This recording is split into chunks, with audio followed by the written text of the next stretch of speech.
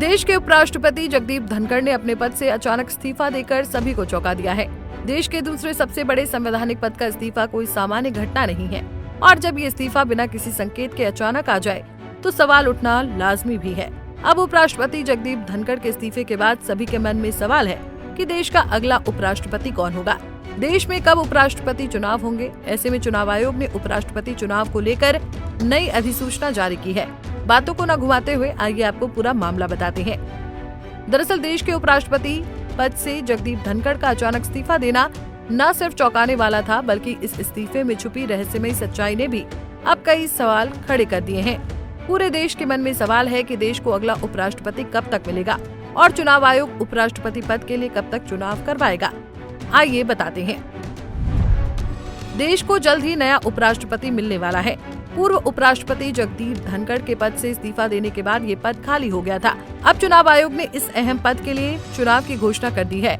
चुनाव आयोग ने उपराष्ट्रपति चुनाव का शेड्यूल जारी कर दिया है। चुनाव आयोग की तरफ से जारी कार्यक्रम के मुताबिक उपराष्ट्रपति पद के लिए 9 सितंबर को मतदान होंगे।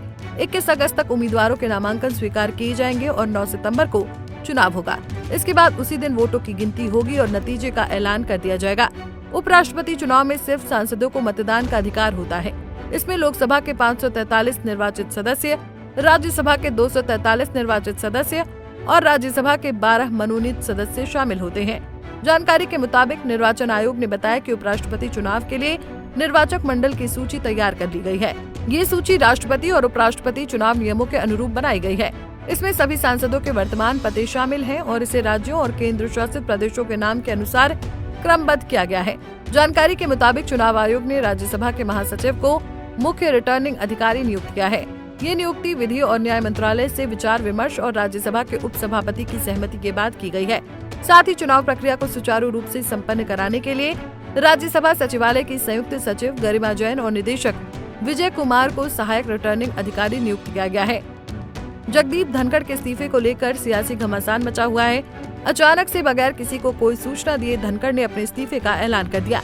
राष्ट्रपति को सौंपे गए इस्तीफे में जगदीप धनखड़ ने स्वास्थ्य कारणों का हवाला दिया। ऐसे में सवाल उठता है कि क्या वाकई उनका स्वास्थ्य इतनी गंभीर स्थिति में था कि उन्हें न केवल अचानक अपने पद से इस्तीफा देना पड़ा, बल्कि उसके बाद पूरी तरह से लोगों की नजरों से ओझल भी होना पड़ा।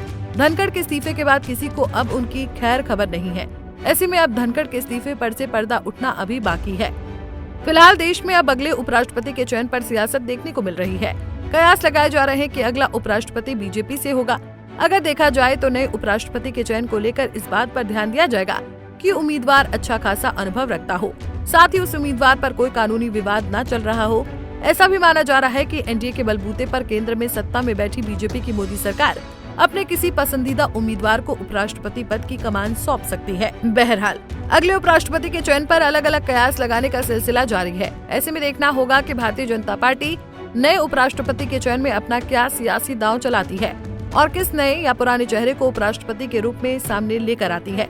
खैर, उपराष्ट्रपति पद के लिए नामांकन की आखिरी तारीख 21 अगस्त है। ऐसे में अब देखना होगा कि इस पद के लिए कौन कौन से दिग्गज नामांकन भरते हैं। Bureau report, Punjab Kesari TV.